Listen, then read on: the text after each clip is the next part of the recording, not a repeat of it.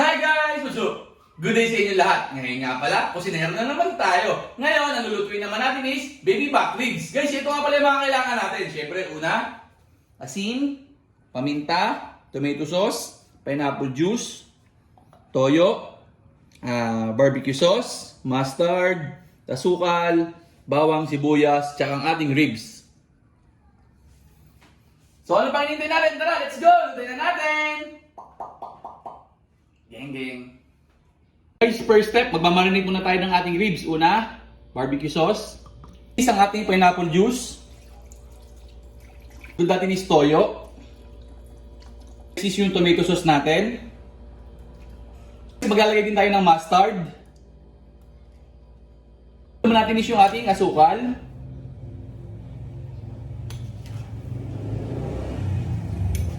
Guys, maglalagay din tayo ng laurel. Maglalagay din tayo ng paminta. Maglalagay din tayo ng asin. Maglalagay na rin tayo ng sibuyas. Tsaka ng bawang. Pre, haluin na natin yan para magsama-sama lahat ng ating tinimpla. Yun eh.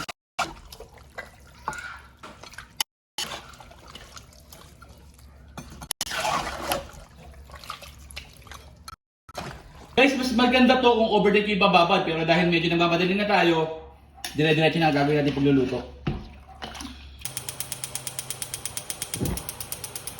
Ngayon guys, pakukulo na natin ang ating baby back ribs within 45 minutes to 1 hour. Yan, after 10 minutes, haluin muna natin ang ating baby back ribs.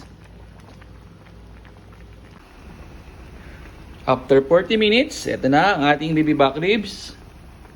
Konti pa, papakulang pa rin natin siya. Ganda na. Medyo malambot na ang ating baboy. Guys, makalipas ang isang oras, ito na ang ating baby back ribs. Okay, haluin muna natin. Yun, no? Ganda na, luto na. Konti na lang to, maluluto na. Uy, raksa.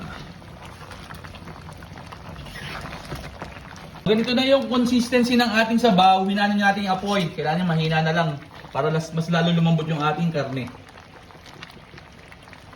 Guys, ngayon tikman na natin ang ating baby back ribs. Uy, okay na. All goods na talaga. Masarap na ating baby back ribs. Saka napakalambot na. Pwede na natin patayin ng apoy.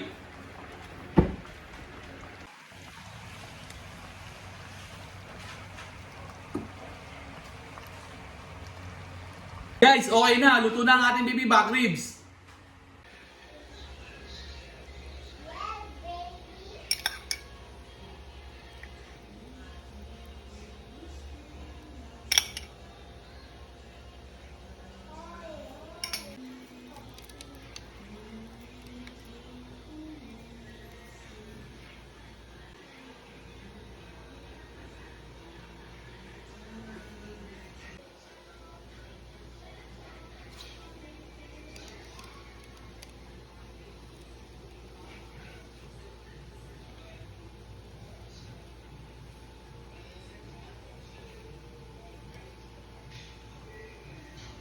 Guys, okay na. Luto na ang ating baby back ribs.